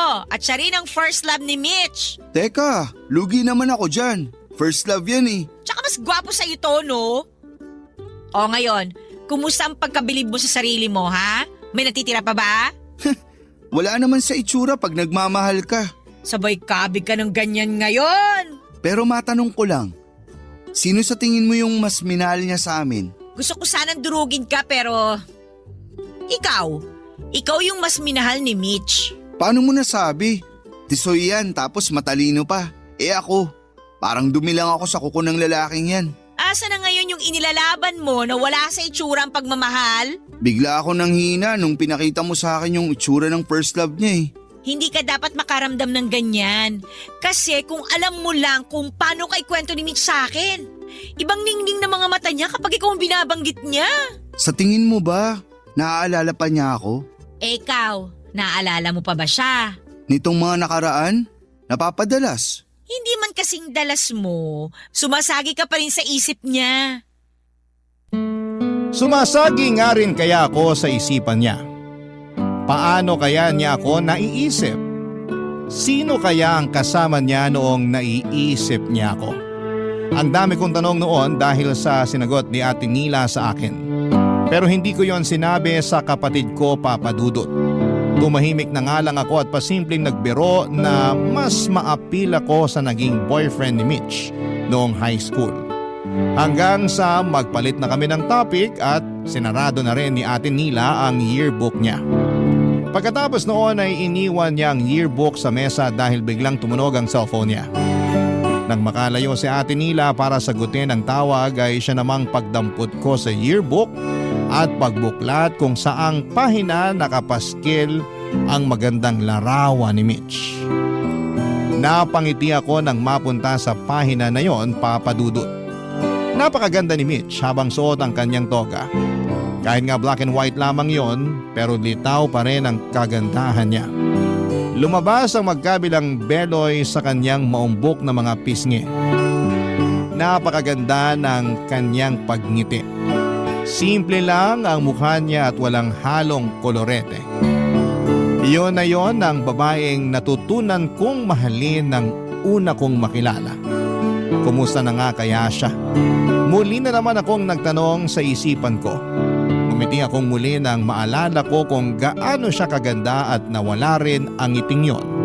Nang maalala ko kung gaano kasakit nang bitawan niya ang mga salitang ayoko na. Dahil doon ay sinarado ko nang muli ang yearbook ni Ate Nila at nilapag yon sa mesa. Tumayo na ako para pumasok sa kwarto ko. Pero napalingon akong muli at sinarado kong yearbook ng ate ko. Tulad ng yearbook na yon ay tuluyan na rin kayang naisara ang love story namin ni Mitch. Papa Dudut. Barangay Love Stories. Barangay Love Stories. Sinubukan kong hanapin si Mitch sa Facebook. Pero nahirapan akong gawin yon, Papa Dudut, hanggang sa naisipan kong hanapin ang mga kakilala kong kamag-anak niya. Ang pinaka-close niyang pinsan ang una kong hinagilap. Hindi naman ako nahirapang gawin yon at sinubukan kong i-check kung friend dito si Mitch sa kanyang Facebook account. Pero hindi. Kaya naman naglakas na ako ng loob na i-message ang pinsan ni Mitch para malaman kung nasaan na siya. Doon ko nalaman na wala ngang Facebook si Mitch at tanging cellphone number lamang nito ang ibinigay sa akin. Pasimple ko na nga ring inalam kung may asawa na ba si Mitch at laking saya ko nang malaman kong kakahiwalay lang pala ni Mitch sa kanyang naka-live-in. Papadudot, wala po akong sinayang na oras. Agad kong tinext si Mitch at nagpakilala. Wala pong isang oras ay nakatanggap na ako ng reply sa kanya. Magiliw si Mitch na nakipag-usap sa akin. Hindi ko pa naman siya nilandi noon. Tinatansya ko pa rin siya, Papadudot. Siyempre, galing lamang siya sa hiwalayan at ayoko namang mabigla siya sa pagpaparamdam ko. Kahit sa totoo lang ay nai-excite na akong muling makita kung may pag-asa ba kaming magkabalikan, lalo't pareho na kaming single na dalawa. Kahit naman tinatansya ko na siya noon ay gumawa pa rin ako ng paraan para mabilis kong malaman kung may pag-asa kaming dalawa. Wala akong inaksayang panahon at nakipagkita ako sa kanya para maramdaman kung may pag-asa ba akong muli sa kanya. Maswerteng pumayag naman siya, Papadudot. Nagkita kaming dalawa sa dati naming tambayan. Doon yon sa isang bakery na may masarap na bentang peanut butter. Yun ang paborito naming palaman sa malambot na monay na benta nila na sinasabayan namin ng buko juice na maraming yelo.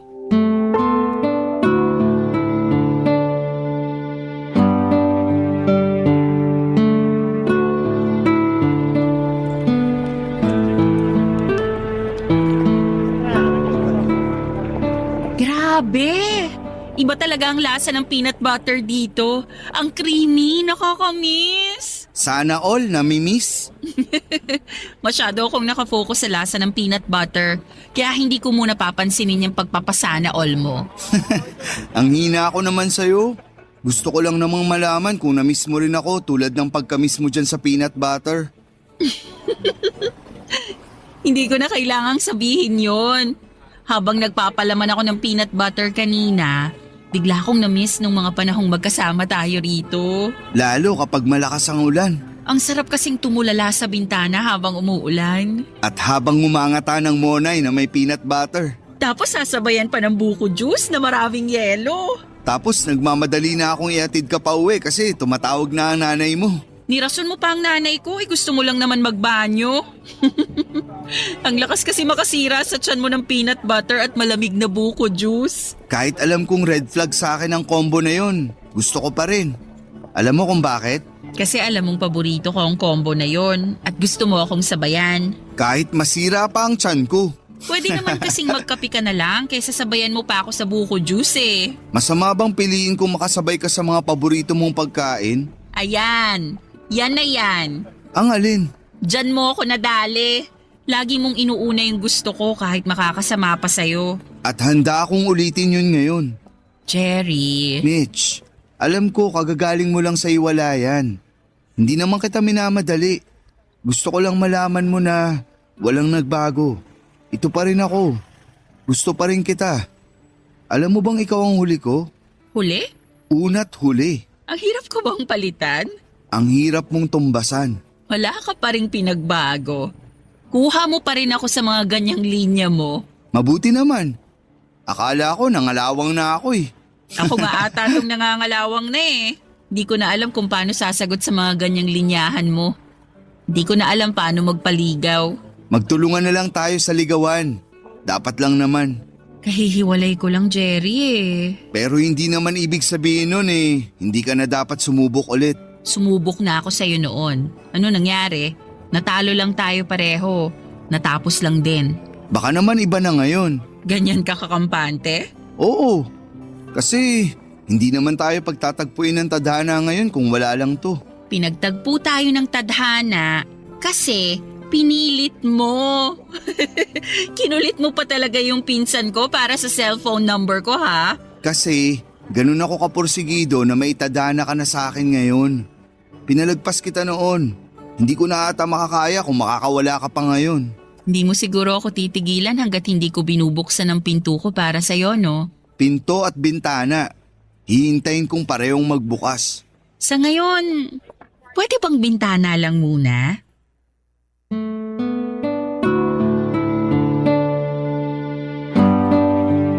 si Mitch sa akin at saka nilapatan ng ngiti ang huli kong sinabi.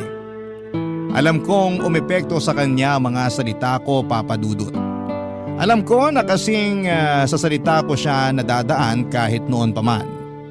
Yun din ang ginamit ko sa panliligaw ko sa kanya at maswerteng nagbukas ang kanyang bintana na sumabay sa kanyang pinto.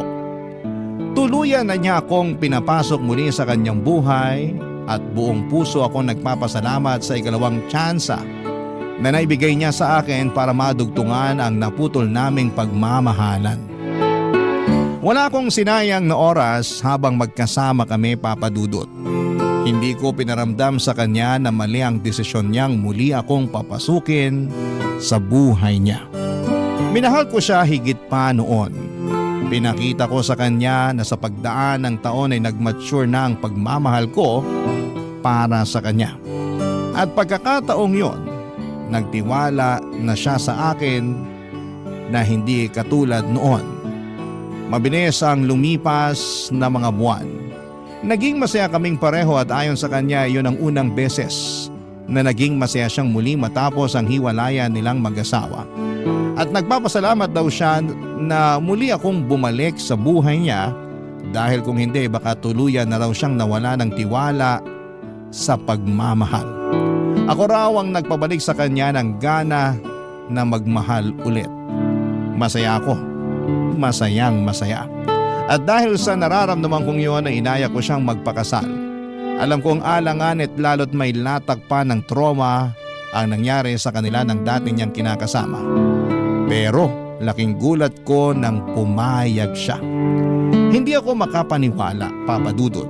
Agad kami nagpakasal at marahil iyon ang pinakatamang desisyon na ginawa ko sa buhay ko. Wala na kaming pakialam noon sa sinasabi ng ibang tao na masyado kaming nagmamadali. Hindi na kami muling magkakamali na makinig sa kanila. Dahil nung minsan hinayaan naming magbigay sila ng opinyon sa relasyon namin, kapwa po kami nasira. Kami nagkalayo.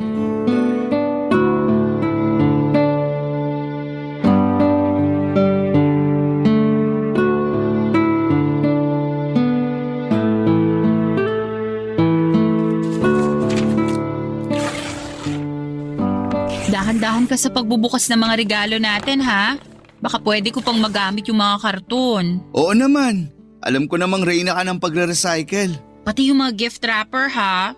Baka pwede ko pang magamit yan pang balot ng ireregalo ko sa mga future wedding na pupuntahan natin. Ang resourceful at wise naman pala nitong napangasawa ko. Anong resourceful at wais? Baka kuripot ka mo. Gusto mo ba pati tong adhesive tape tabi ko? Baka kasi gusto mo pang magkuripot sa pandikit. Hoy, hindi naman ako ganyan kakuripot, no? Ang ate nila mo kaya ang ganyan. Sinabi mo pa. Ito ang niregalo niya sa atin na microwave oven Galing pa sa napanulunan niya sa raffle sa trabaho niya nung Pasko. Hoy, hindi ko alam yan ah. Akala rin niya hindi ko alam. Ito mismo yung nakasiksik sa cabinet namin sa kusina. Huwag mo na lang sabihin na alam na natin. Baka magtampo pa, bawiin yan. Alam mo naman yun. Sobra kung magtampo. Pero wala pa rin tatalo sa'yo. Hoy, hindi ako matampuhin ha. Anong hindi? Hindi ko lang na-replyan agad yung pinadala mong love letter sa akin nun. Nagtampo ka na agad ng 1 linggo. Ang hirap mo pa namang suyuin. Dati yun. Bata pa kasi ako noon. Hindi rin. Masyado ka lang clingy sa akin. Kasi patay na patay ka sa akin. Subukan mong i-deny. Habang tumatagal, pumapalo na sa langit ang kakapalan ng mukha mo, no? Iba ang kakapalan ng mukha sa confidence. Hindi na nga confidence yan Papunta na sa kayabangan Kaso, minahal mo naman ng todo ang mayabang na to. Ewan ko ba? Sabi ko naman hindi ako papatol sa mga nuknukan ng yabang. Kaso, kinarma ka ata sa akin. Hindi naman lahat ng karma masama. Para sa akin, good karma ka. Kasi after kong masaktan sa maling tao, ikaw ang good karma na binato sa akin ng Diyos. Nabukulan ka ba ng binato ka niya? Sige, ilakas mo yung biro mo. Kapag binawi niya ako sa'yo, iiyak ka talaga. Hindi rin. Hindi ka iiyak pag binawi ako ni Lord sa'yo? Hindi ka na niya babawiin kasi alam niyang tayo talaga para sa isa't isa. Ay, huwag kang masyadong kampante. Tandaan mo, nagkahiwalay na tayo noon. At hindi na ako papayag na maulit yun ngayon. Diyan ako bilib sa'yo eh. Bakit? Laki ng tiwala mo sa relasyon natin. Masyado ka lang in love sa akin, kaya tiwala ako na hindi mo ako basta-bastang iiwan. Nagsiseryoso na ako sa usapan, gagatungan mo na naman ang kayabangan. Kilala mo naman ako. Dinadaan ko lang sa biro ang lahat, pero seryoso ako. Seryoso sa'yo. Alam mo, ang landi mo pa rin, no? Sa'yo lang naman ako ganito. Talaga lang ha? Samantalang dati kapag hindi mo ako kasama, nilalandi mo raw yung kapitbahay nyo na dalaga. Huy, walang ganun. Si Ate Nila ba ang nagsabi niyan? Halika, puntaan natin siya para magkaalaman. Joke lang, hinuhuli lang kita. Hindi mo na kailangan gawin yan. Loyal ako sa'yo nun. Kahit gusto akong lapitan ng kapitbahay naming dalaga nun, iniwasan ko pa rin. So inaamin mong may gusto sa'yo yung kapitbahay nyo noon? Oh, bakit parang papunta na to sa away? Huwag mong sabihin sa akin pinagseselosan mo pa yun. Masama ba? So wala akong naging closure sa'yo noon eh. Kung closure lang din naman ang pag-uusapan, ikaw nga tong hindi nagbigay sa akin nun nung iniwan mo ako. Napatahimik si Mitch sa sinabi ko, Papa Dudut. Hindi ko rin alam kung bakit napabulalas ako tungkol doon. Nangako naman ako sa sarili ko na hindi na importante ang dahilan kung bakit niya ako iniwan noon dahil nakabalik naman siya sa ngayon. Kaya lang tao lamang ako at naghahanap ng sagot kung bakit nawala siya sa akin noon. Babawiin ko na nga sana yung sinabi ko para hindi na awkward. Nagkunwari na lamang ako na pinagpapatuloy na ang pagbubukas ng regalo. Kaya lang ay hindi na ibalik ang dating masayang energy namin. Kaya naman hinawakan ni Mitch ang mga kamay ko para ibigay sa akin ang closure na ilang taong ko ring hinahanap. Pinatigil niya ako sa pagbubukas ng mga regalo. Hinarap niya ako at tinanong kung gusto ko ba talagang malaman kung bakit niya ako iniwan. Tumango lamang ako kahit na hindi na ako noon sigurado kung gusto ko pa rin bang malaman. Napabuntong hininga si Mitch. Panay ang tingin niya sa paligid. Parang alanganin din siya kung sasabihin sa akin ang katotohanan. Kinabahan ako noon, Papa Dudut, kung ano-ano ang laro sa isipan ko sa kung bakit nga ba niya ako iniwan. At doon ay mas lalong kumabog ang dibdib ko nang malaman ko ang katotohanan.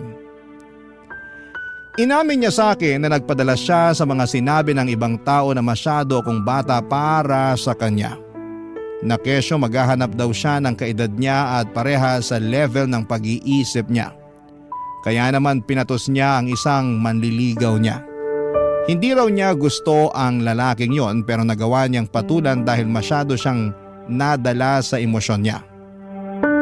Nilihim nila ang kanilang relasyon. Hindi yun nalaman ni Ate Nila dahil nahihiya rin daw si Mitch sa ginawa niya. Pero 2 buwan lang nagtagal ang relasyon na yon at iniwan na rin siya ni Mitch, Papa Dudut. Na-realize daw niya na ako talaga ang gusto niya. Gusto raw niya makipagbalikan sa akin pero sinabi ni Ate Nila na masyado na raw akong nasaktan. At mas makakabuti kung mag-move on na lamang kaming pareho mula sa sakit na aming naranasan ng mga panahong yon, Papa Dudut. Barangay Love Stories. Barangay Love Stories. Hindi ko pa rin matanggap na pinagpalit ako ni Mitch sa iba, Papa Dudut. Inakala kong hiniwalayan lamang niya ako dahil nakinig siya sa iba. Kaya lang iba pala ang totoong nangyari. Nasaktan ako noon at hindi ko naman yon gustong ipakita sa kanya. Kaya lang ay mabilis niya akong nahalata, Papa Dudut. Kinausap niya ako tungkol doon, natatakot na raw siya na baka magbago na ang isip ko sa kanya. Natakot siya na baka hindi ko na siya gustong mahalin. Doon siya nagkakamali. Kahit ganoon ang nangyari sa nakaraan namin, ni minsan ay hindi sumaglit sa akin na bawiin ang pagmamahal ko sa kanya, Papa Dudut. Nakonsensya tuloy ako dahil ramdam ko ang takot sa mga mata niya habang nagtatanong kung balak ko na ba siyang iwanan. Hindi ko siya pwedeng iwan, Papa Dudut. ayoko. Alam ko sa puso ko na siya na ang huling tao na gusto kong makasama. Naapektuhan lang talaga ako sa inamin niya at nabigla lang naman. Hindi ko lang din kasi inaasahan, kaya naman sinubukan kong bumawi para iparamdam sa kanya na hindi importante ang naging kasalanan niya sa akin sa nakaraan. Gusto kong bumawi sa kanya sa kasalukuyan. Gusto kong ipakita sa kanya na baliwala ang pagkakamali niya. Siya ang pinakaimportanteng meron ako at handa ko yung ipakita sa kanya, Papa Dudut. Kaya naman minadali kong gumawa ng paraan para maiparamdam sa kanya na hindi siya dapat mangamba na iiwan ko siya. Yun ang pinakahuling gagawin ko. Nawala na siya noon at alam ko kung gaano yon naging mahirap para sa akin. Kaya naman gagawa na ako ng paraan para hindi na yon maulit pa, Papa Dudut.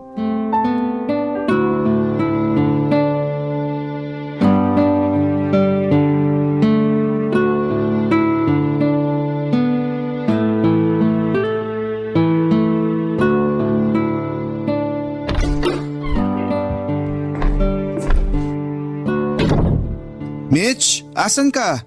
Nakauwi na ako. Ang aga mo namang umuwi. Hindi ba mamaya pang 6:00 ang out mo sa trabaho? Nag-early out ako. Bakit? Masama ba pakiramdam mo? Gusto mo ipagtimpla kita ng tsaa? Ano, may masakit ba sa'yo? O teka, lalabas lang ako para bumili ng gamot mo ha? Wala akong sakit. Ayos lang ako. Eh bakit nag-early out ka sa trabaho mo? Para mag-date tayo. Magbihis ka na. Magsuot ka rin ng komportableng sapatos. Mahaba ang gala natin. Anong okasyon?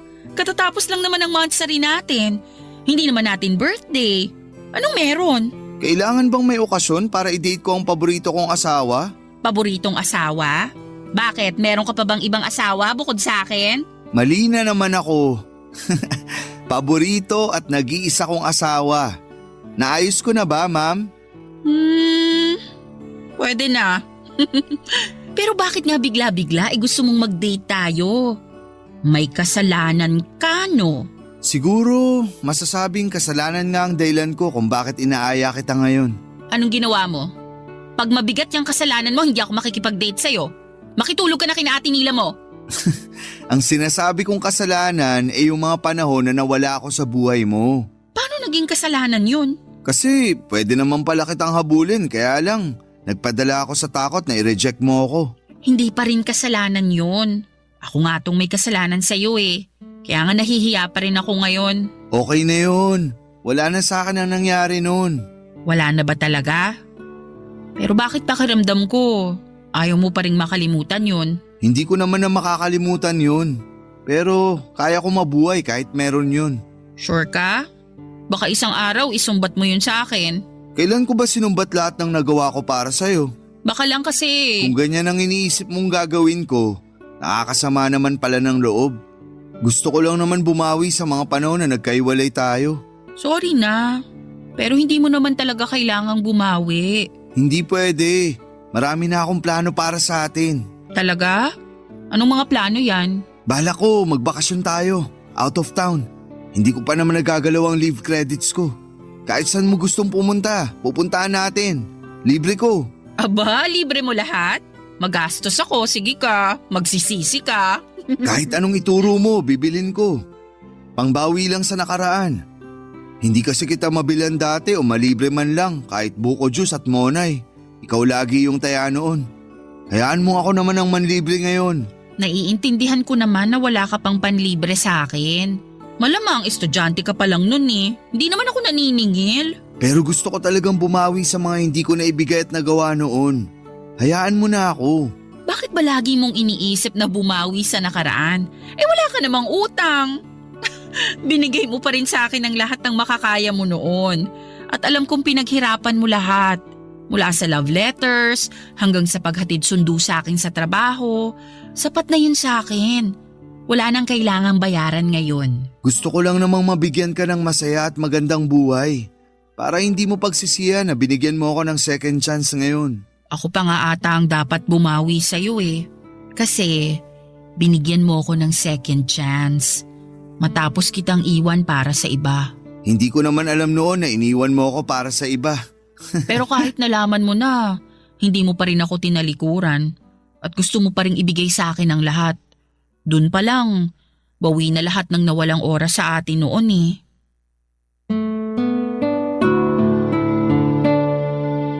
Hindi ako makapaniwala kung gaano ako kaswerte na magkaroon ng chance para marinig ang mga salitang yon mula kay Mitch. Hindi pa rin ako makapaniwala na meron kaming second chance para ipagpatuloy ang pagmamahalan namin na naudlot sa nakaraan. Baka nga kinailangan naming pagdaanan ng hiwalayang yon para malaman namin na kami ang itinakda ng Diyos. Niyakap ko siya dahil hindi ko na alam kung ano pa ang isasagot ko. Parang masyadong perfect ang mga huling sinabi niya, Papa Dudut. Hindi ko na yon madudugtungan pa.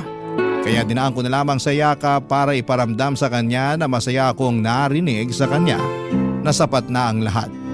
Pero kahit na ganoon pa man ay hindi pa rin niya ako napigilan na ibigay sa kanya mga bagay na hindi ko nakayanang ibigay noon. Hindi na ito para bumawi lang. Ginawa ko na yon para makita niya kung gaano ko siya kamahal. Sa paglipas pa ng mga buwan ay naging masaya ang relasyon naming dalawa, Papa Dudut. Wala kaming naging pagtatalo. Ito talaga ang relasyong pangarap at kinaiinggitan ng lahat. Kaya buong puso akong nagpapasalamat na meron ako ng ganitong klase ng relasyon. At pinangako ko sa sarili ko na kahit na anong mangyari, hindi ko ito sasayangin. Minsan ang nawala si Mitch sa akin. Hindi pwedeng maulit yon. Ang mga dating nagduda sa relasyon namin ngayon ay sila na mismo ang nagsasabi ng sana all. Sila na mismo ang nagpapakita ng suporta. Bigla silang naniwala na totoo ang pagmamahalan naming dalawa. Kabilang na doon si Ate Nila at hindi naman kontra si Ate noon sa naging relasyon namin. At maski na ang pagbabalikan namin. Pero may takot lang siya na masaktan kaming dalawa sa proseso ng pagmamahala namin. Ayaw niyang makita ang dalawang mahalagang tao sa kanya ay kapwa masasaktan dahil sa pagsugal muli sa pagmamahal. Tinanggal namin ang mga takot na yon nang dalawin niya kami sa aming bahay, Papa Dudut.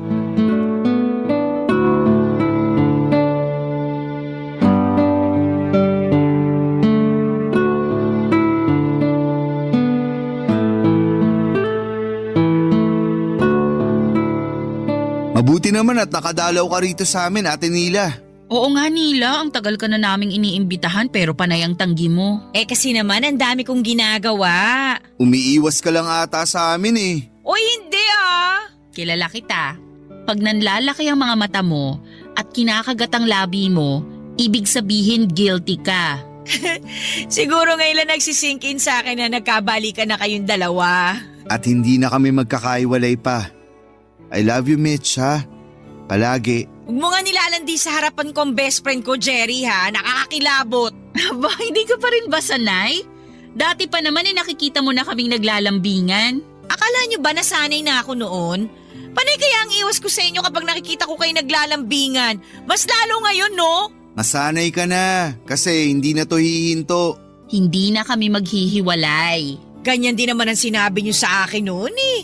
Sabi nyo kahit anong mangyari, hindi kayo maghihiwalay. Magtiwala ka na sa tibay ng relasyon namin ngayon. Wala na tong gibaan. Alam nyo, bigla ako may naalala. Kung mapapahiya lang kami sa alaala na yan, wag mo nang ituloy. Nakakahiya naman talaga kayo noon, no? Ang OA yung pareho. Tapos masyado pa kayong madrama. Talo nyo pa ang mga bida sa teleserye. Akala nyo lagi nyo kalaban ng buong mundo. Parang gano'n naman ang nangyari noon. Oh well, tama rin naman. Oy, pero may tatanong lang ako. Ano yun? Wala pala. Kalimutan nyo na yun. Gusto mo pa kaming pag-isipin ni Mitch? Ano yun? Alam mong may issue ako sa closure tapos bibitinin mo ako. Sa totoo lang, kay Mitch ko gustong itanong to eh. Kinakabahan naman ako sa tanong na yan. Ano ba yun? Hindi mo na ba iiwan si Jerry para sa ibang lalaki kapag na-pressure ka na naman ng mga taong mahilig makialam sa relasyon ninyo? Ha? Paanong… Mitch, best friend mo ko. Kahit hindi mo sabihin, alam ko. Alam kong iniwan mo si Jerry para sa iba dahil masyado ka nang nadala sa mga sinasabi ng ibang tao. Alam mo ang tungkol doon, ate? Alam mo rin ba? Inamin ko na kay Jerry ang totoo.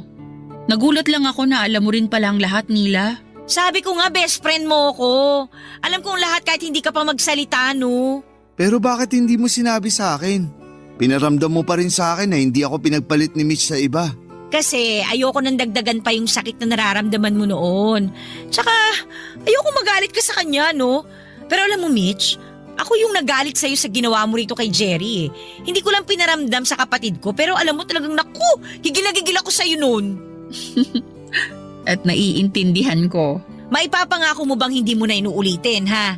Kasi kahit buwisit ako rito sa kapatid ko, mahal ko yan ano? Ayoko na masaktan ulit yan kapag iniwan mo na naman. Hindi na mauulit ang dati. Hindi ko na siya iiwan. Siya na ang huli. Pinapangako ko. Siya na talaga ang huli ko. Pangahawakan ko yan ha, panindigan mo yan. Ayoko nang masaktan ulit tong si Jerry kapag nawala ka na naman. Ano ka ba naman, ate? Hindi na nga mawawala tong si Mitch. Ako na nga raw ang huli niya, oh. Ayaw pang maniwala. Hindi naman sa ayaw ko maniwala. Natatakot lang ako na kapag isang araw, mawala na naman tong si Mitch. Hindi ko na alam kung paano ko itatago yung galit ko kapag nangyari yun. Hindi na mangyayari yon. Inuulit ko. Si Jerry na ang huli.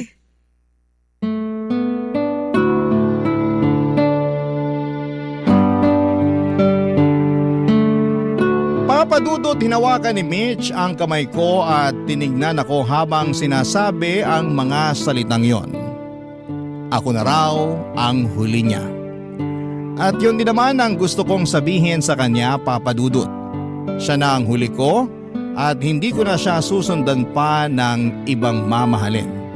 Siya lang talaga. Kami na ang huli sa isa't isa. Nang makampante si Ate Nila sa mga sinabi ni Mitch ay saka ito ngumiti sa amin. Niyakap niya si Mitch ng napakahigpit. Matagal ding nagkaroon ng lamat ang pagkakaibigan nila dahil sa pagtatapos ng relasyon namin ni Mitch. At masaya ako na tuluyan na silang nagkaayos na dalawa. Saglit pang nanatili si Ate Nila sa bahay bago nagpaalam sa amin para umuwi na. Hinatid namin siya ni Mitch hanggang sa kanto namin. Hinintay namin siyang makasakay ng taxi bago kami nagpasyang bumalik ng bahay. Magkahawak kamay kami ni Mitch habang naglalakad pa uwi.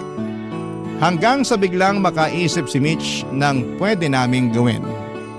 Sinabi niya na natatakam daw siya ng monay na may peanut butter at saka buko juice na maraming yelo. Nagmadali kaming pumunta sa paborito naming bakery at maswerte kaming hindi pa yon nakapagsara kaya nakapag-order pa kami. Alam kong sasamang muli ang tiyan ko dahil pinagsabay ko na naman ang monay at buko juice pero wala akong pakialam. Masyado akong lumulutang noon sa saya dahil sa pagmamahal ko kay Mitch. Nang matapos kaming kumain ay inaya niya akong maglakad at tunguhin ang paradahan kung saan madalas ko siyang hinahatid at sinusundo pagkatapos ng kanyang trabaho. Ilang libong alaala ang nagbalik sa amin ang mga oras na yon. Kahit sabihin pang saglit na panahon lang kaming naging magkarelasyon noon. Nang magtinginan kaming dalawa ay doon ko naramdaman kung gaano ko gustong ialay ang buhay ko sa kanya. Sobrang mahal ko siya, Papadudot. Hindi ko napigilang hawakan ang kanyang mukha at ulitin ang pangakong siya na ang huli para sa akin. Ngumiti siya at inulit din ang mga katagang yon sa akin. Ako na raw ang kanyang huli. Nagkatotoo naman ang pangako niyang yon. Ako na nga ang kanyang naging huli. Dahil isang araw muli na naman niya akong iniwan. At sa pagkakataong yon alam kong hindi na siya babalik pa. Hindi niya ako pinagpalit sa iba pero sa Diyos na ang bumawi sa kanya. Sobrang sakit noon para sa akin. Akala ko sa pangalawang pagkakataon ay magiging masaya at mahaba na ang pagsasama namin, Papadudot. Pero tulad ng dati parang pinatikim lang sa akin ang kaunting saya kasama siya. Dahil sa huli, babawiin din siya. Ilang buwan nang sumakabilang buhay si Mitch, Papa Dudut, at hanggang ngayon ay wala pa rin closure sa akin ang pagkamatay niya. Hanggang ngayon, patuloy pa rin ang pagtatanong ko sa Diyos. Bakit niya binawi si Mitch? Bakit niya ibinalik si Mitch sa akin gayong balak din pala niya kaming paghiwalayin? Mas matatanggap ko pa siguro kung pinagpalit na lamang niya ako sa ibang lalaki. At least alam kong andyan lang sa paligid at pwede ko pang mahalin sa malayo. Pero iba na yung kaso namin sa ngayon, Papa Dudut. Walang kahit na anong sasakyan ang maghahatid sa akin patungo sa kanya. Walang kahit na anong mamahaling telepono ang pwedeng makatulong para makausap ko pa siya. Wala na. Oo, at ako ang kanyang huli, pero napakasakit isipin na hindi ko naman maramdaman kung gaano ako kaswerte na ako ang lalaking huli niyang minahal dahil hindi ko naman siya mahahawakan at nalalapitan. Ako man ang huli, pero bakit ang hirap? Ang hirap makita ang kagandahan ng mga salitang yon, lalo't hindi ko na siya pwedeng makaharap pa sa ngayon. Maraming salamat po sa pagdadalamhati at pagbasa ng aking liham. Ang inyong kapuso at kabarangay forever, Jerry.